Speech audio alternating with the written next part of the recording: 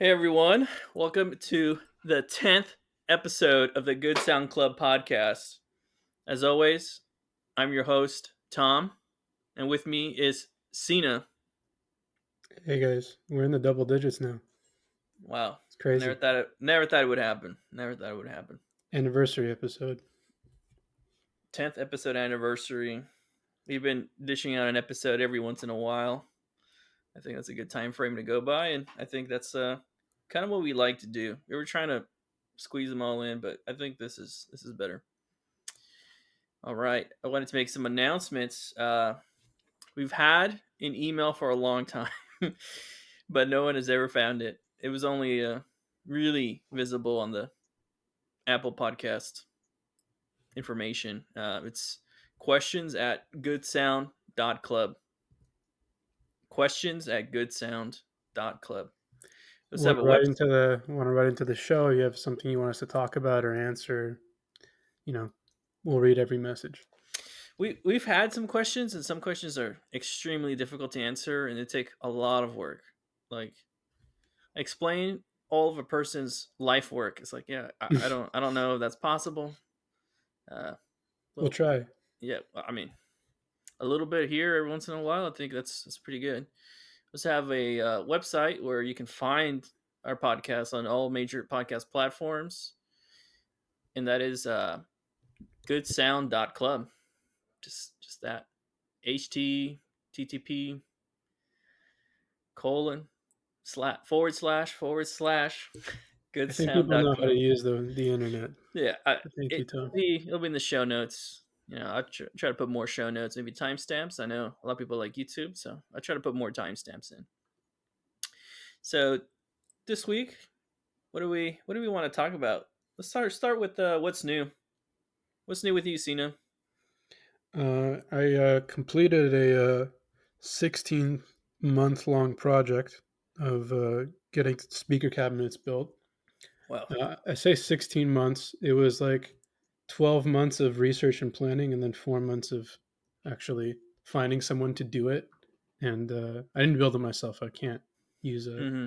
a, a saw or any sort of woodworking tool for shit. But anyway, I picked them up um, on Saturday. I specifically found a guy who did not do speaker cabinets. He was just a woodworker, like an amateur woodworker, and he has this huge barn full of old wood. So I got very cheap on the lumber rates, and he's retired. He just does it as a hobby.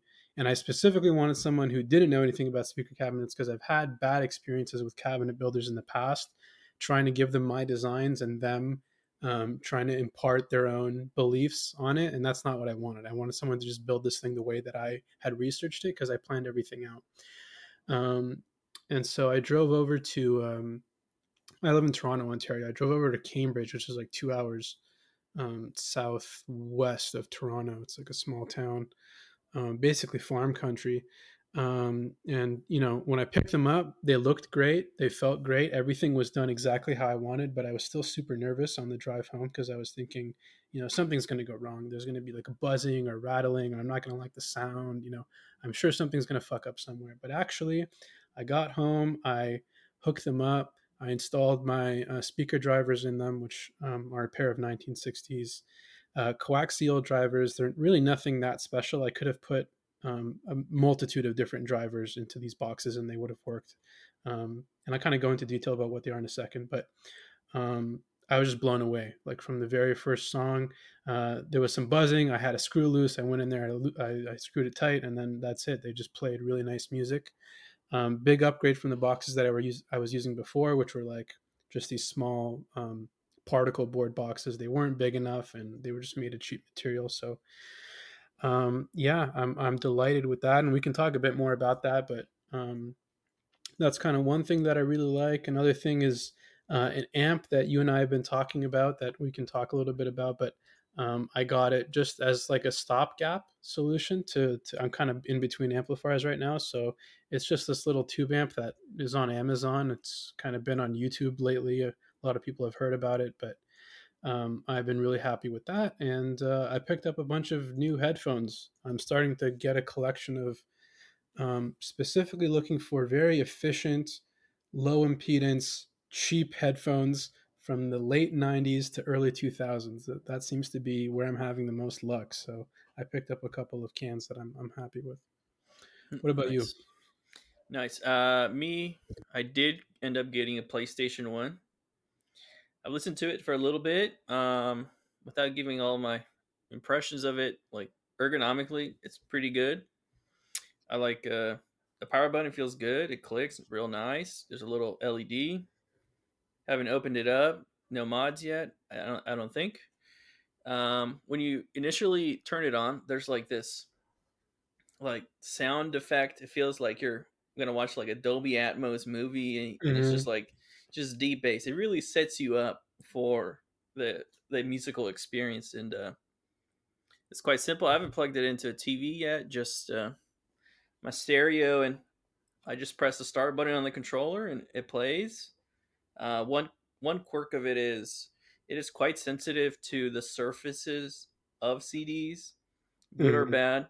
It's just got to be careful with what CDs you play. You know, there might be a skip here and there. I don't think it's a laser yet, but some CDs are annoying. But I just been using a microfiber cloth and trying to wipe away some debris on a CD, and it's been good so far. So for people who are not in the know, you bought a Sony PlayStation One to use as a CD player. I did. I did. I Okay. got tired of the big box CDs that would just destroy themselves when they arrive anywhere. I think you just gotta buy those local. I don't think you can ship them across the country unless you're very dedicated to the CD. Hmm. And it's been a thing for a while, right? To use PlayStations as CD players. Yeah, I think since 2005. That's Someone about discovered it sounded good yeah, and about caught on. 17 years. Yeah, yeah. There's an Art Dudley article about it. I believe the YouTuber Audio Technics had an interview with the designer of those orangutan speakers. I forget. John DeVore. John DeVore. Yeah, John DeVore was a big fan. I think because it didn't sound like digital, and I haven't heard much CD players. 17 years ago, like way past, way before my time. But didn't sound digital, and that was good enough for him. He mostly is an analog person, so it's like, yeah. I mean, that's what I want. It's not a resolution king, but it's quite nice. I have a CD suite that I really love playing for digital noise, not just digital noise, but also noise in the recordings. It was Lightning Hopkins. It's like a 3 CD set.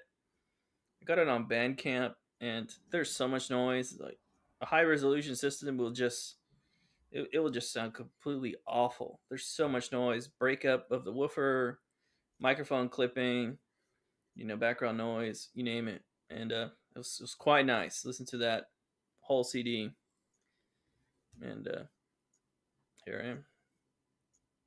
Awesome. So do you have any sort of feet under it or anything? You're just No, I don't. I'm I wonder if thinking that would help with the skipping. I don't think it's a bass issue, but it could be.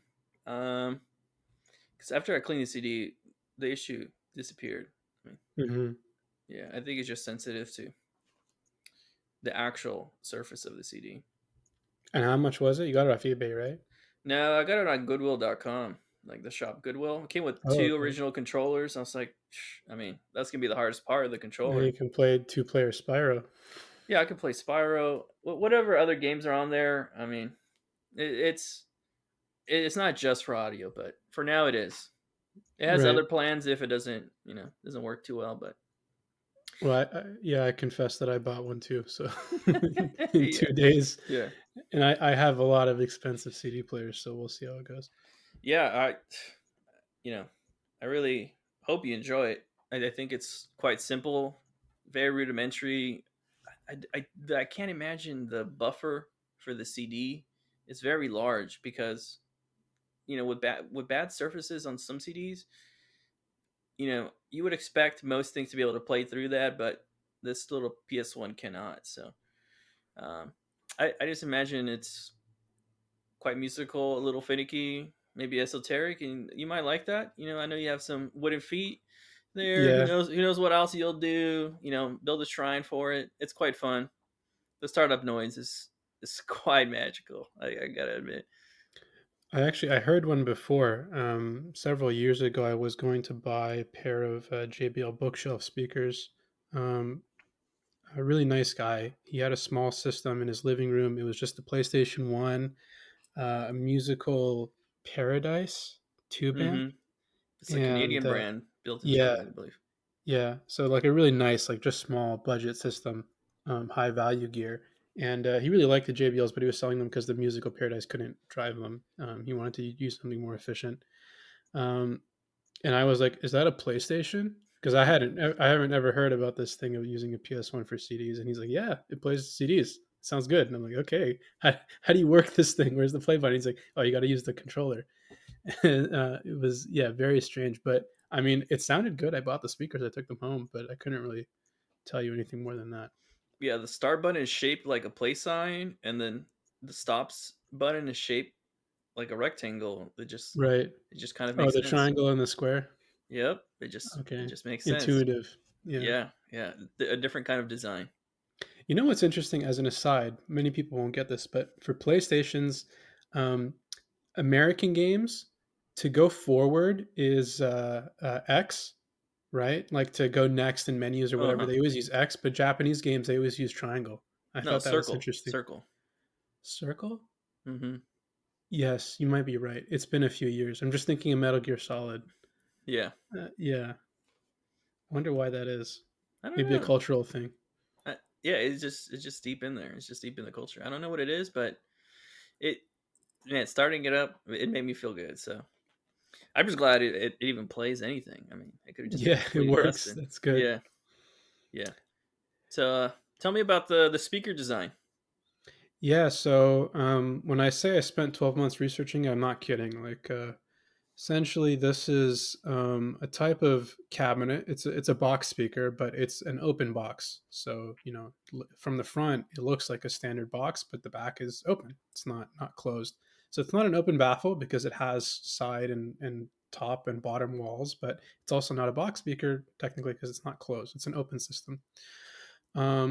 I don't know if I ever talked about it on the show before. I feel like I did, but anyway, that type of design was very popular in the early days of not even high fidelity, before high fidelity sound in the home, when they were making those large console radios that would have the 12 to 15-inch woofer in them, and then the radio electronics above.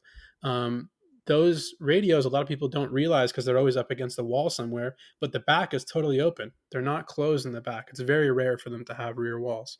And that was on purpose.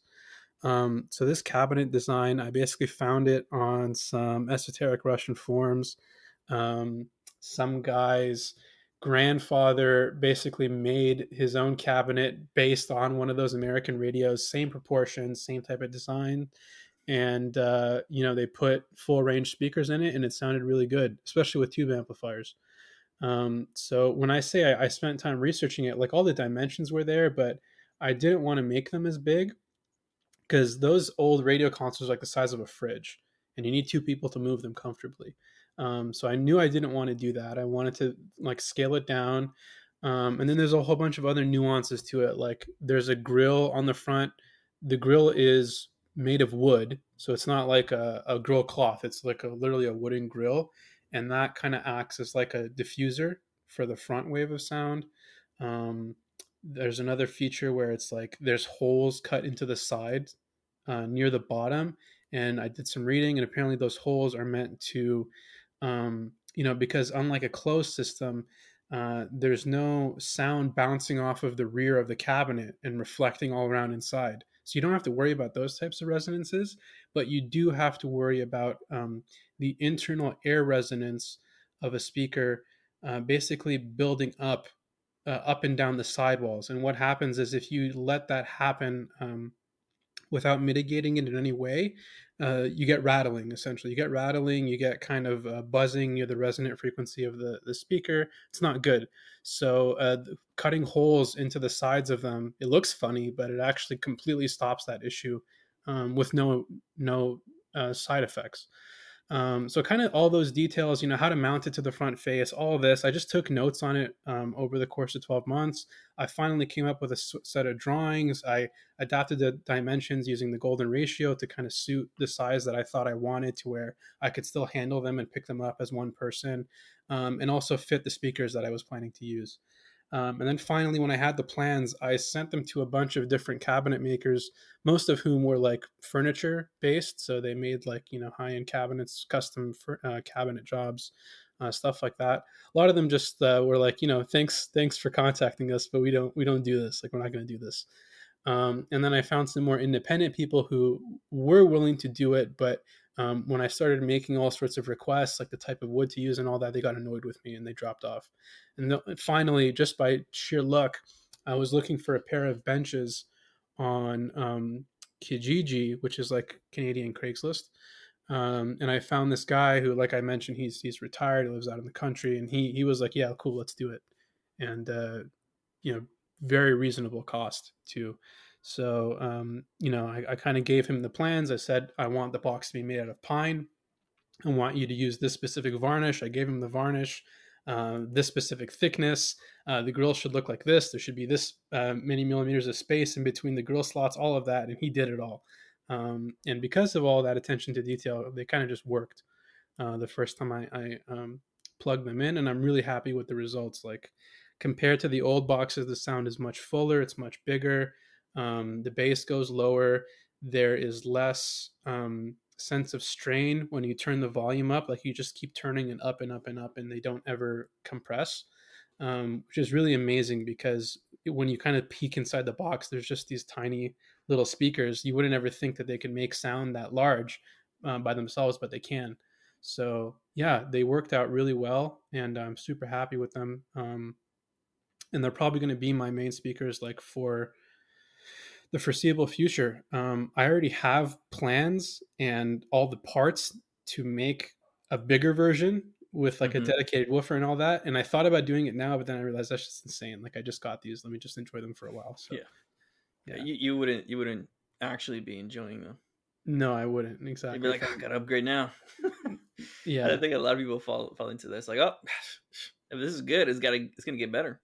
Just gotta yeah. upgrade. Well, the thing is that there's a whole bunch of like tweaks I can do now that don't cost anything. Like, I can play around with how the drivers are mounted to the front baffle. Some people recommend putting like felt washers to isolate the driver from Hmm. the front baffle. Some people say bolt them right in. I can try them with the grills on or off. Um, I can mess around. Like, I actually made him make the back so that if I wanted to, I could put a back wall on there and see how that affects the sound too. Not to make them sealed, but to make them, just have like a back wall that has holes in it.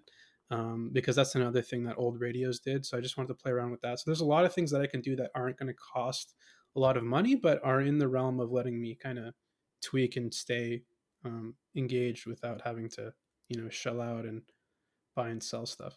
Yeah, not audiophile money. It's not Not, gonna cost yeah, you thousands of dollars to find out if it's good. Yeah, look, the cabinets were $500 Canadian, which is about 350 US. That's Super nothing. reasonable. Like, That's nothing. oh my god, plywood here costs like, if you want a sheet of plywood, it's like $120. It's insane. So he really did me a solid with the pricing. The drivers themselves, not expensive. You can find them for $200. They don't pop up that often, but like I said, this type of cabinet design, you can put many different inexpensive drivers and get high performance.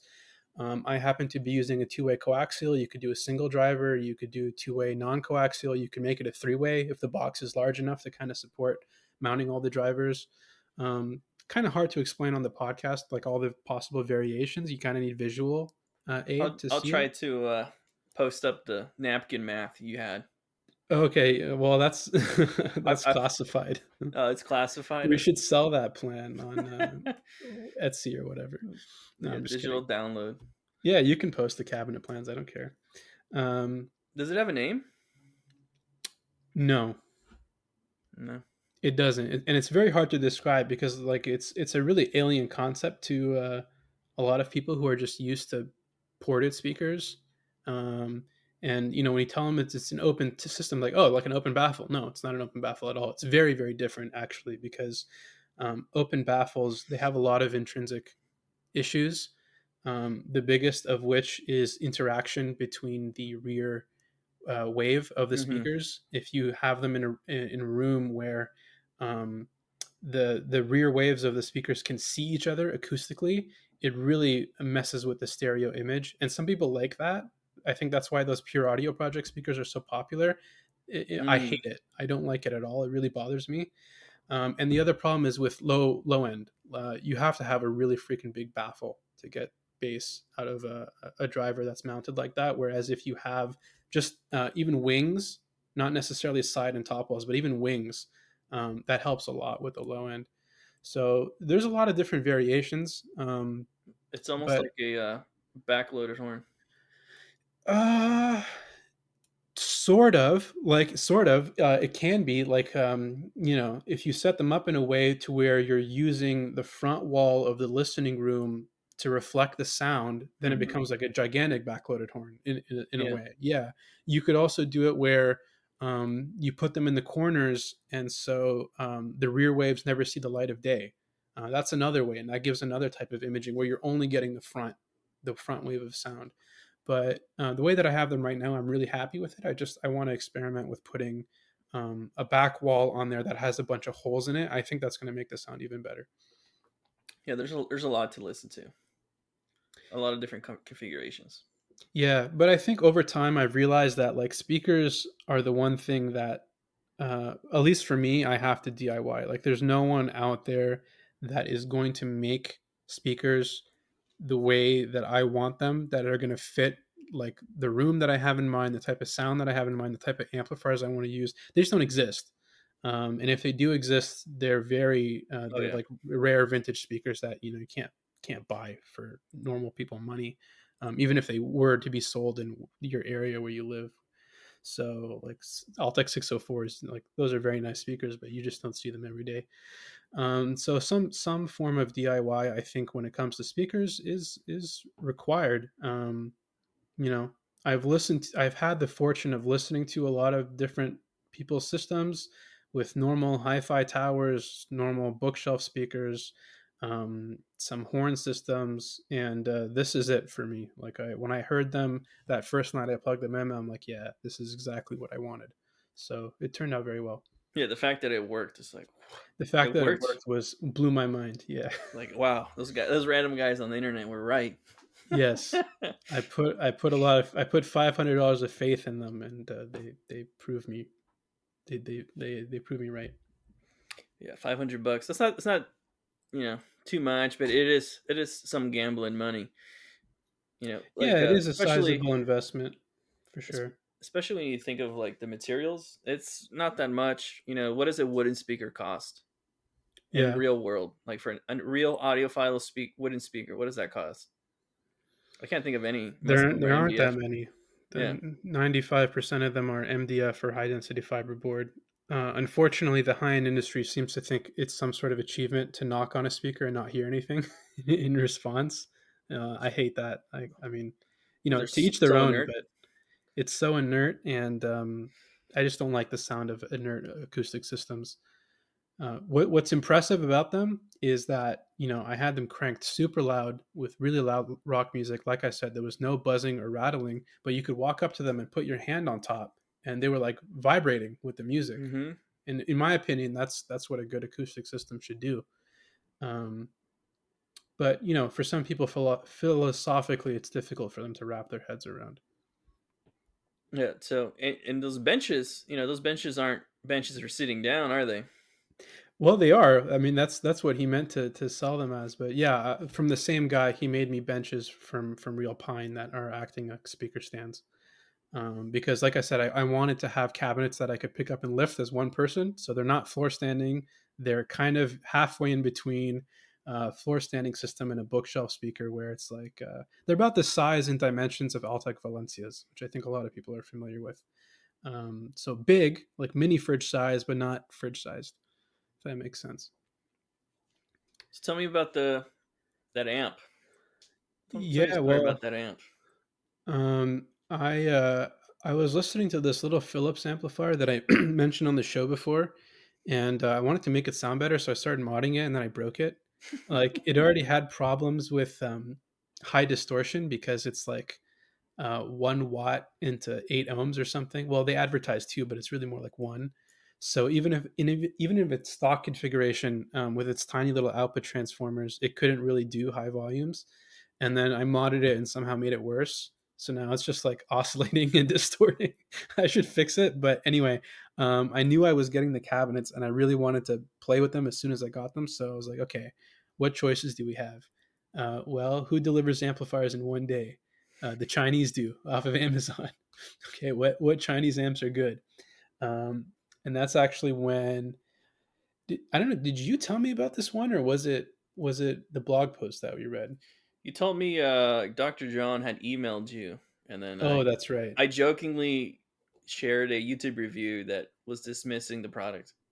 Right. So yeah, Dr. John is a friend of mine who does audio reviews on his blog, and he's currently living in Shenzhen temporarily, but he's confessed to me that he has something of a AliExpress slash Taobao addiction, where it's like all these Chinese audio equipment, like even cheaper than we have them here on Amazon. They can get them over there, 1 day delivery. So it's like really tempting to just try a lot of it. So he told us about this amp called the Ayima T9. Hmm. I don't think they actually make it. I'm pretty sure they just relabel it and it's probably sold under a bunch of different brand names. But what it is, it's an all in one integrated amplifier, Class D, tube buffer, Bluetooth, DAC, USB in, auxiliary out, which is really useful on a remote. So it's like the complete package. Oh, and it has a VU meter and tone controls. So it's like everything you could ever want in an audio amp, like in one package Did for you say about a remote? yeah, it has a remote for Sounds about pretty cool. 120 bucks US, and you can buy it off Amazon. And if you don't like it, just return it. So it's like okay, probably sounds like shit, but I trust Doctor John. He's never really led me wrong before, so I ordered it. It doesn't sound like shit. It sounds really good, actually. Um, it has good boogie factor. It like begs Mm. to be cranked up, and 100 watts Class D is like super overkill for my speakers, which I would estimate at around 97, 98 dB sensitivity, like real sensitivity, not like Klipsch numbers. Um, so they can get loud off of 1 watt, and I was really afraid that it has too much gain or it's going to sound muddy or something, but no, it just sounds clean. It's easy to listen to, not fatiguing. I love the remote. You can switch all the inputs. You can turn the volume up and down. um, it does seem to need a little bit of warm up, like 10-15 minutes. Otherwise, it sounds a little bit too soggy. But once you pass that, like it's just a really good amp. I think from the perspective of a non-critical listener, they should be over the moon with this thing. But even from the perspective of a critical listener who's used to more expensive stuff, yeah, if you compare it to more expensive stuff, you can see what's missing, but you don't really want to. It's just easy to listen to, and it has a nice kind of.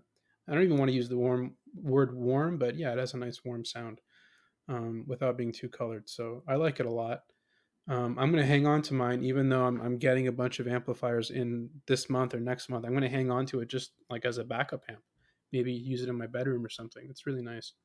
Yeah, that's one of the amps I was considering for my speaker project. I know you've talked a lot about the Vanuatu Zeros. Yeah, so that's actually the thing I wanted to mention. I use these active desktop speakers called Vanuatu Zeros, and they have a Class D amp built in.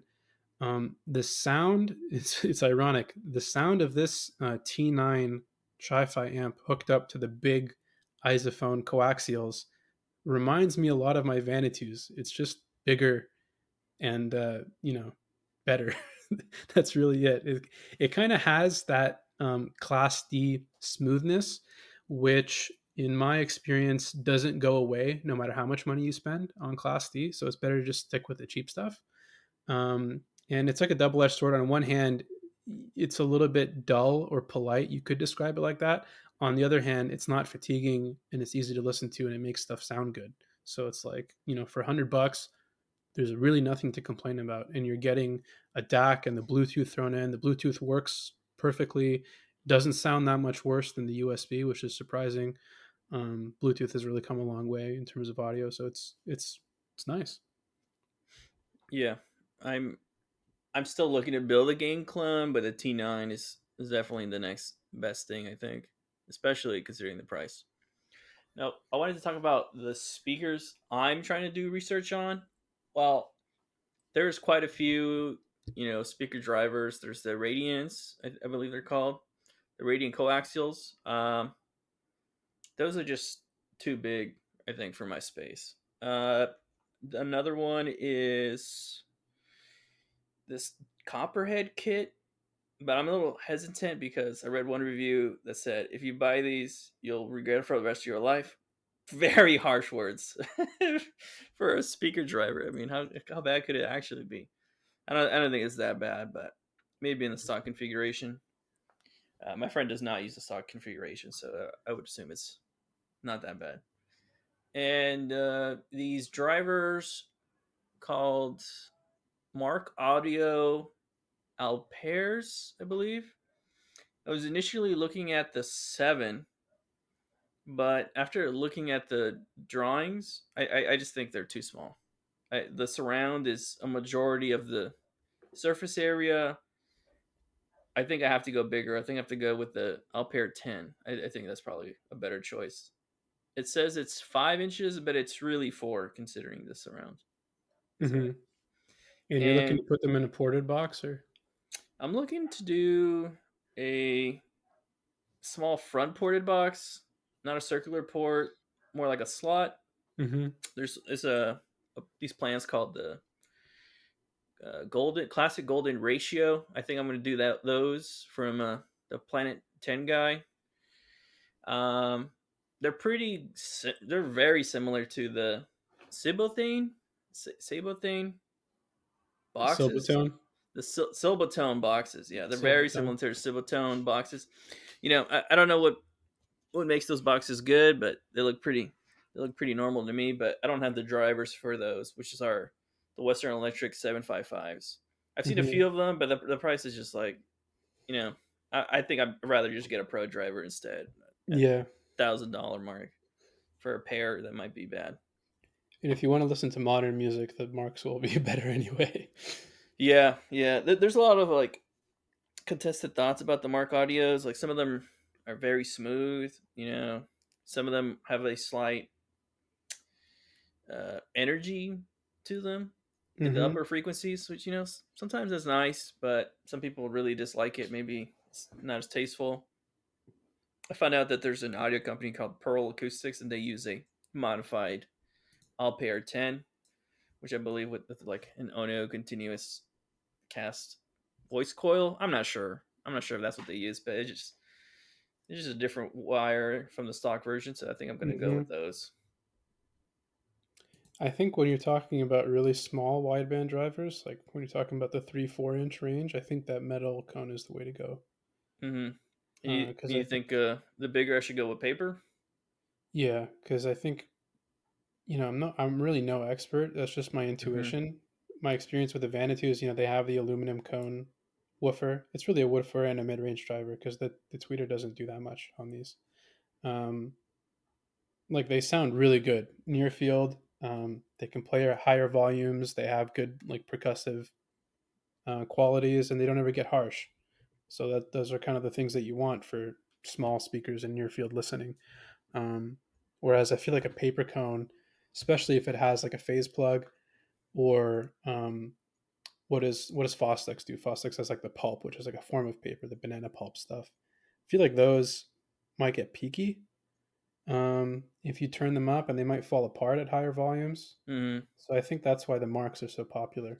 Yeah, there's a lot to like about the Marks. Like it's not just cast metal for the woofer. It's I don't know. It's extruded in a circular way. I don't quite understand. And for the paper, there's actually fiberglass material inside to keep it structural. So hopefully that still sounds good. I'm kind of sketchy about the fiberglass, but it probably sounds better than carbon fiber.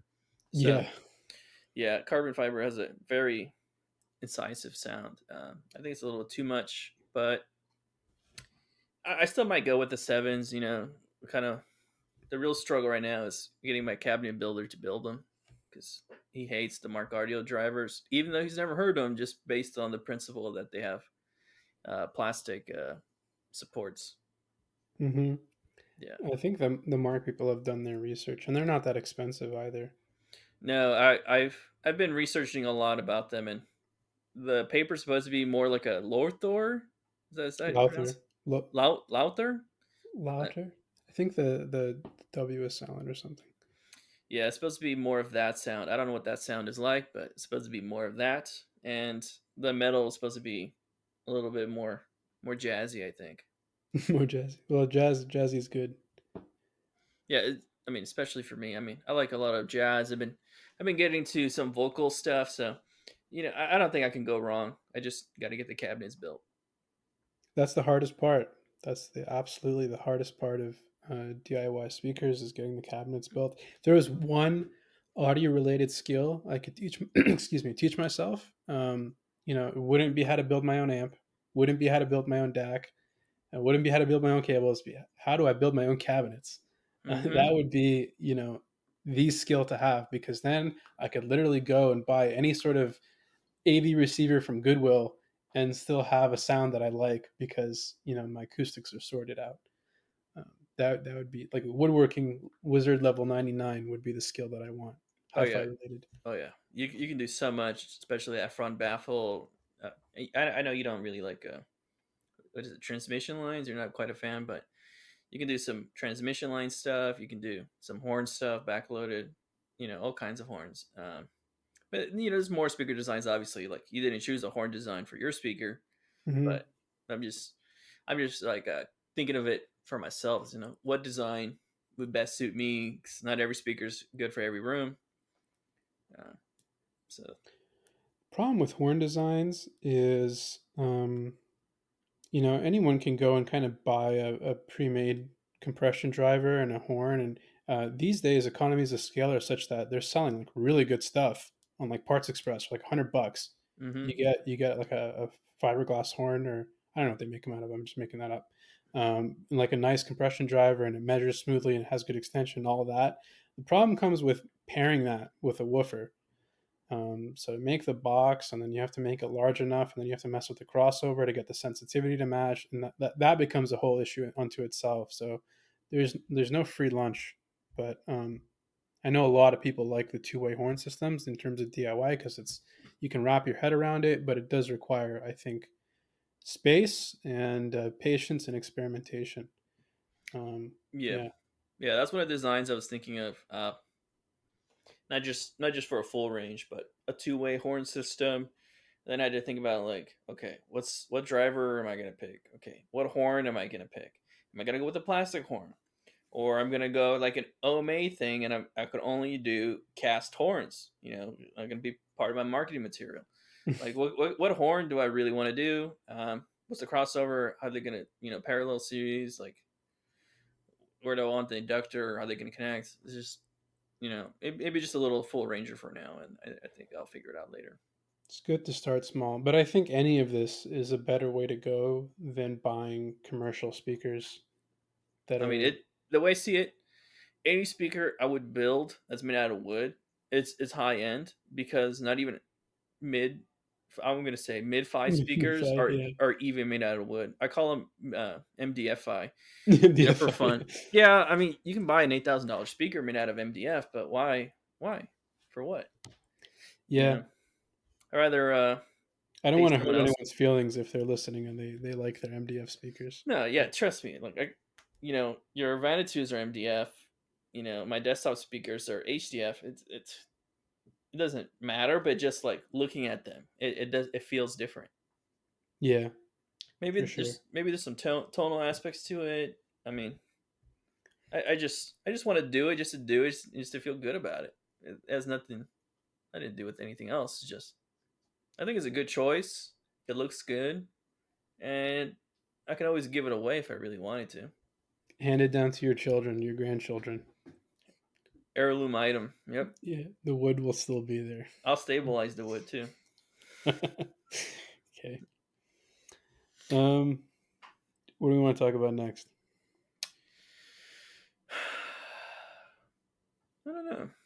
Should we talk about these headphones Let's talk about headphones for a little bit? for a little bit. We don't talk about headphones too often, but let's talk about headphones for a little bit. Well, I actually have some practical headphone advice this time around. So, I mentioned, I think, in the last episode, how I sold all of my headphone equipment because I preferred listening to sensitive headphones straight out of my iMac. So now I'm getting a little collection of sensitive, dynamic, low impedance headphones, and um, spending like 80 to $100 at a time, and just having fun with like their different flavors. One of them is still the best for me, and I'm not going to say which one it is because Mm-hmm. well, I'll say which one it is. It's a COS KTX Pro One. You can still buy it for like $30, I think, off Amazon. I like it a lot, but I've been messing around with other ones. Like today, Tom likes his Grados, or he liked them before. I don't know if you still use them. I like them a lot. Yeah, he likes his Grado SR60Es. Is that Yeah, what you have? yeah. On SPAF, which is Super Best Audio Friends. It's in my tag. My guilty pleasure is my Grados and my iPod. Unashamedly. So I had a PTSD experience with Grados. I bought a pair of SR325X, which are the new ones, after reading a very positive review. Actually, a bunch of very positive reviews. I'm not exaggerating when I say they're the worst headphones I've ever heard. They're really bad. I couldn't listen to them. I tried to burn them in with like radio, like FM waves for like 3 days. The sound didn't change a bit, and I returned them. And I was like, you know what? Graders are shit. Everyone who likes graders is deaf. But I said, okay, Tom likes them. How bad can they actually be? So I went on eBay. I searched for not the 60s, which you have, but the 80s, and I Mm-hmm. specifically looked for the old ones because I have a sneaking suspicion that the new ones all suck. So I looked for the old ones, which people are just basically giving away for cheap because They they're are. old. Everyone wants the new ones. So I bought a pair of SR80s for like $50. They're in really good shape. The pads are still fresh. And I've been listening to them today, and I like them. I like my costs a little bit more, but I like these a lot. You can drive them straight off of a computer or a phone. You don't need an amp. Mm-hmm. They are a little bit colored, but for the music that I listen to, it's like they turn the EQ sliders just a little bit in a few different places to kind of emphasize certain aspects of rock music. Oh yeah. I listen to a lot of rock, so I like them a lot. And now I'm thinking of buying more expensive Grados just to see like kind of how far could they take it. But again, only old ones because I am convinced the X series are not good. And I would highly suggest if you're looking for Grados, buy the old ones because they were built better, they sound better, and they're cheaper. There's like a triple like win for you. So that's actually the most surprising thing. These are the plastic entry level ones from like I don't know when 2005 maybe when they made these, and the 325X I bought were like the highest of the SR series, supposedly metal construction for the cups. Supposedly a brand new cable that's braided instead of plastic. But every single thing about them was worse in terms of the build quality. The cups were not as high quality. The gimbals were not as high quality. The headband was worse. The cable was awful. Like it was just tangling on itself. I actually like the vinyl wrapped cable on these SR80s. Oh So yeah. I love it. it's just amazing to me like how much worse headphones have gotten over time. Like in the early 2000s you had so many options as a consumer on a budget to buy good stuff, Mm-hmm. and now I think so much of the emphasis is just on wireless stuff and convenience, which is fine. I understand that's where the technology's gone, but unfortunately the companies that are still in the business of making supposedly hi-fi headphones, they just don't seem to care anymore, and they're kind of just milking it for their name and their brand value. Oh yeah. And I guess people who, I don't want to be insulting to anyone because people obviously do their research, they read reviews or whatever. But if all you ever hear is like the latest Grados and you never compare them to the old ones, you won't realize what you're missing. And I could say that for like a dozen different manufacturers. It's not just Yep. limited to Grado. I would say that for Koss. I'd say that for Sennheiser. I'd say that for Odyssey. I'd even say that for Hi-Fi Man, which I hate. I hate them. But I have to admit, their old headphones sound a lot better than their new ones, and I don't know why that is. I only have some theories, but there's no real concrete reason for this kind of decline in quality, especially considering that personal audio as a market has only been exponentially growing since that period of time. So it's kind of funny that It's now there's very more big. money in it. There's more money in it. People care less, and the quality's gone down. Yeah, maybe it's just just trying to cut as many corners to make as much profit to sell as many headphones. For Grado, I'm sorry if there are Grado fans, but for Grado, that definitely seems to be the case. They definitely seem to be very, very much concerned with saving pennies on plastic parts and drivers and cables because it's just abysmal how badly built those X series headphones were. They were not cheap either. They're like $400 Yeah, quite Canadian. quite a lot. I wanted to add that the Grado SR80Es were what got me into the hobby. Eventually, Hmm. when they broke, I was completely satisfied for so many years.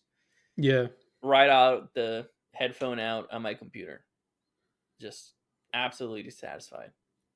yeah. I think if you listen to certain types of music and you don't have certain expectations for like very low frequencies, Mm-hmm. Oh then yeah, these are like all you need. Um, and then the other pair of cans that I picked up on Sunday, I want to say, so very recently. We're recording this on Monday, so yesterday, yeah, yesterday, are a pair of Sony MA900s. These were really popular for a while, and I knew about them for a long time, but for whatever reason, I just didn't buy them. Eventually, they became discontinued. What's unique about these? Most headphones rely. They're either on ear, so they rely on firing directly into your ear cavity, or they rely on forming some sort of seal around your head in order to get bass in a proper like image. These don't do either. They're over ear, but they sit like pillows on your head. And Sony purposefully broke the seal. There's absolutely no seal. They're completely open. And the reason they did that is because they believe that one of the reasons people get fatigue from listening to headphones is kind of the lack of crossfeed. So just when you listen to speakers in your room, your both ears are hearing both channels, if that makes sense. But with headphones, each ear gets its own channel, and so you kind of get that uncanny effect. So they attempted to address that in the MA900 by A, making them totally open, and then B, they actually built in an electrical crossfeed into the stock cable. And I've read of people like tearing it off and installing a normal cable. Don't do that. That's the stupidest thing you could do because it makes them sound a lot better. it's their charm. Um, it's the charm, exactly. That's what the headphones are all about. And then the other great thing about these is just superb sensitivity. Like, can drive them right off of my headphone jack on the Mac or the phone or whatever, and they sound really good. Extremely comfortable because they're again no dependency for seal. They just sit on your head. Really lightweight. So Sony kind of killed it with these, and they weren't that expensive. They were $150 Canadian, which is like not real money. It's like Play-Doh money. So maybe 100 US. So those are my two recommendations for today. If you're looking for affordable headphones, maybe you're not a headphone guy and you just want something to listen to while you work at your desk or something, look for these Sonys. You can find them on eBay, even though they're discontinued. And look for Grados, SR60s or SR80s, but the old ones, not the new ones. Okay, Those are those my would be the ones recommendations. without a letter. Yeah, without a letter, I believe the I the is the I, generation after E, yeah, and yeah, then after that, it's the newest generation, which is X, which we do not recommend. do not recommend. I mean, they could be good, but I haven't heard them, so I can't say they are good. I'm not exaggerating. Worst headphones I've ever heard, and I've heard a lot of headphones. Worse than those Sennheiser HD. Was it 414s?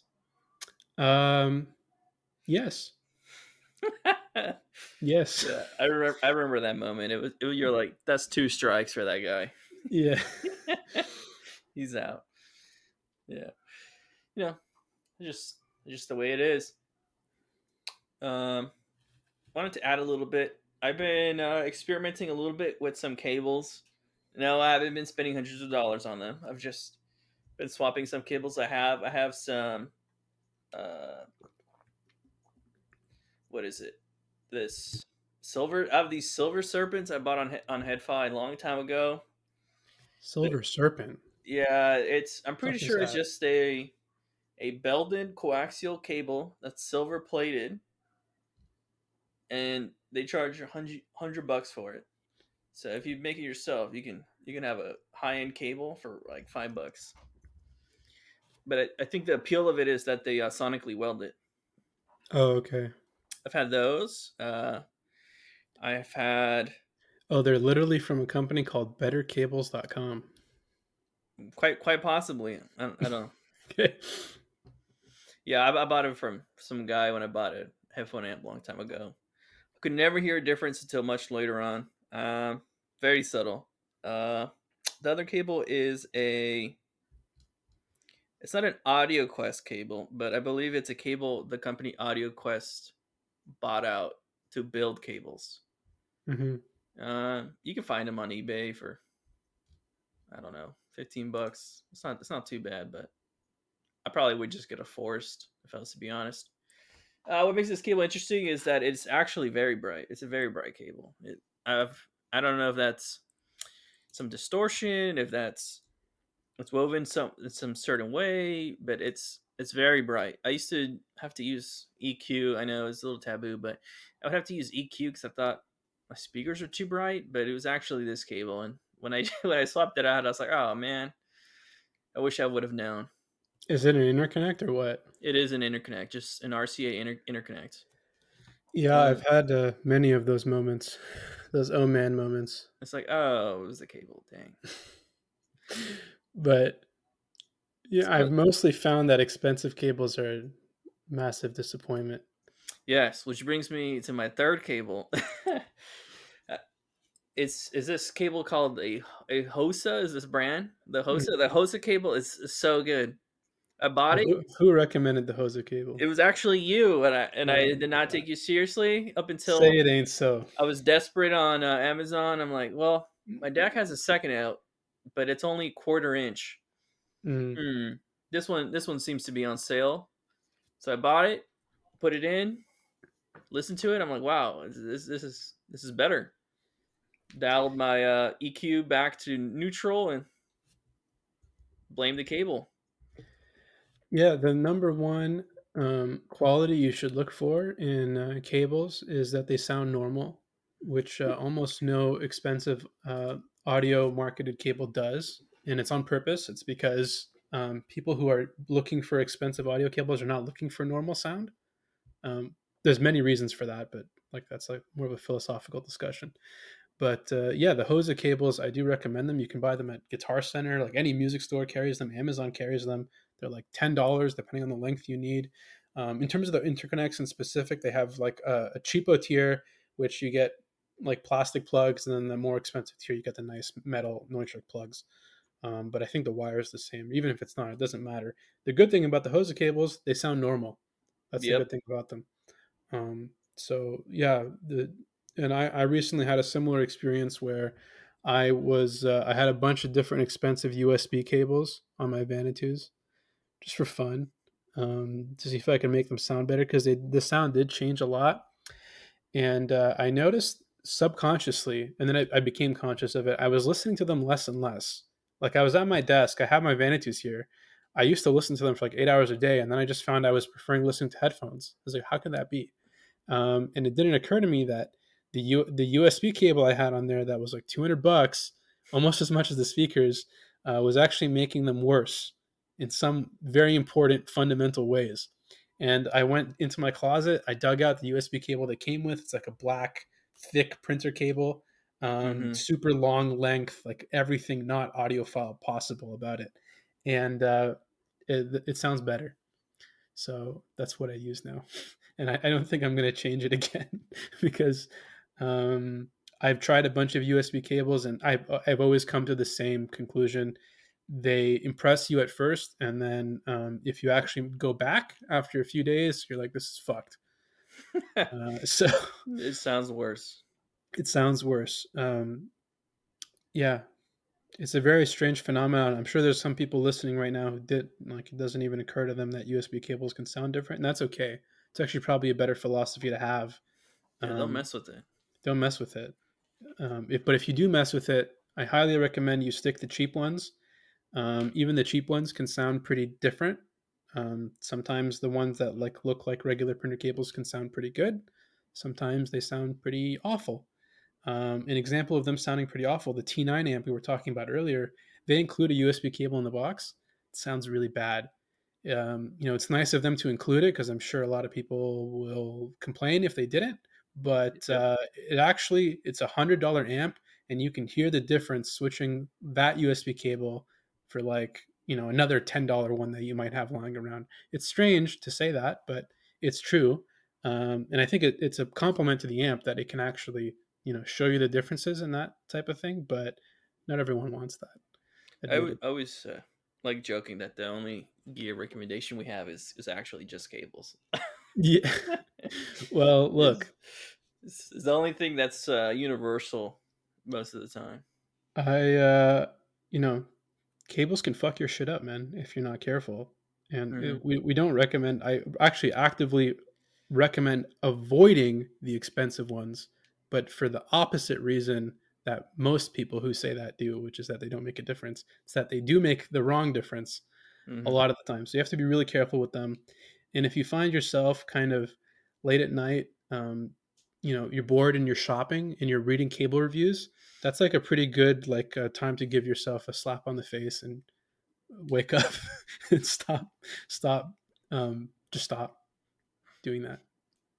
Yeah, I would love to hear cables till my head turns blue, but my face turns blue. But for me, it's really just about if I'm not worrying about it, it's good enough. It's good. I mean, I don't know. I don't know what differences I really seek in a cable, but if my system sounds wrong, it's either the cable or a component.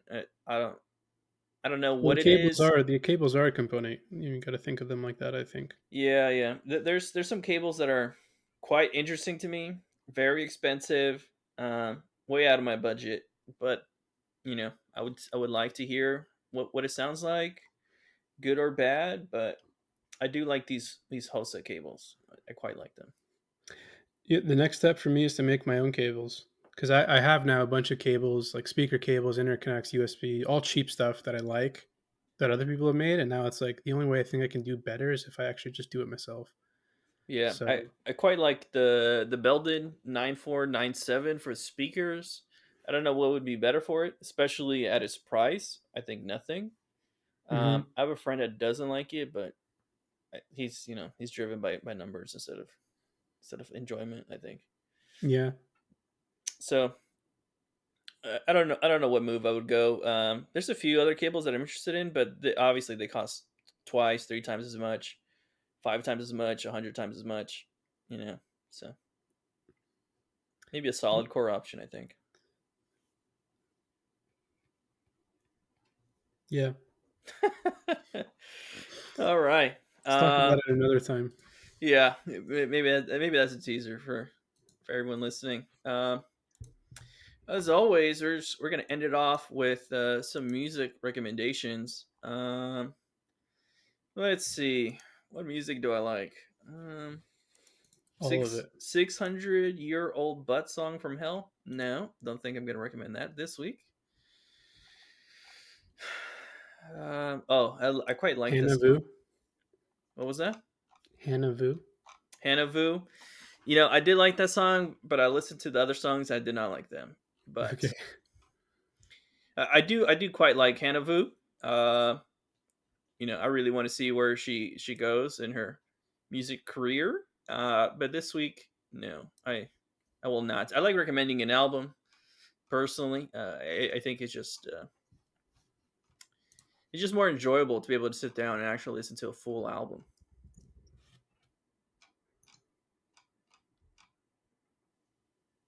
Oh, the song was so good. The people are waiting, Tom, for your recommendation. Can I go first while you make Yep. up your mind? All right. Yes. I recommend Cristina Vane. She's a singer songwriter, country folk, Americana, I guess you could say that. Blues, bluegrass, kind of dabbles in all of them. I don't have an album recommendation because I will confess I haven't listened to any of her albums. I just found her videos on YouTube, and we'll put it in the podcast description, the one that I really liked. But check her out. And then in terms of live music, this month I'm seeing Laura Stevenson, who is a singer songwriter from upstate New York, and Warpaint, who are one of Oh, my favorite bands, are in Toronto end of July. So I very much look forward to that. all right. For my album, I'm gonna recommend "Built to Spill." I believe I ripped this off your iPod, Good and I choice. randomly played it. I forget for what reason, but I think when I was changing my cable, I'm like, man, what the heck? Like, I gotta do something. So I put this album on. I heard what is the album's called? Perfect from Now On, and the song that I really liked was called "Randy Described Eternity." Yeah, Quite amazing. Like, wow, I was hearing that, and I was like, dang, this is so good. Like, what am I doing? Like, I gotta explore this artist more. The artist is Built to Spill. Really that's like one that of the song. best indie rock albums of the late '90s. Like, it's not even close. Yeah, this one reminded me a bit of American Football, Granddaddy. Just to name a few. But obviously, this one's a little unique. They have their own vibe, but I like this song. This song is Randy Described Eternity. Quite splendid. Like, if you like I rock, go that's it. listen to that on my Grados right after this. Yeah, great track, great album, and I think that's it. Cool. Episode 10 down Episode 10. Hopefully to another 10 eventually. Uh, eventually. we are trying to be bi-monthly, maybe by quarter. Who knows? Bicentennial. Yeah, bicentennial. Well, they'll come out when they come out because we want to make them, Exactly. and Not hopefully because we we got have a product to sell you. a product to sell you. Yeah, you can donate money to us, so I stop paying for the hosting fees. If you don't do that, there's going to be a new Amazon affiliate link every episode.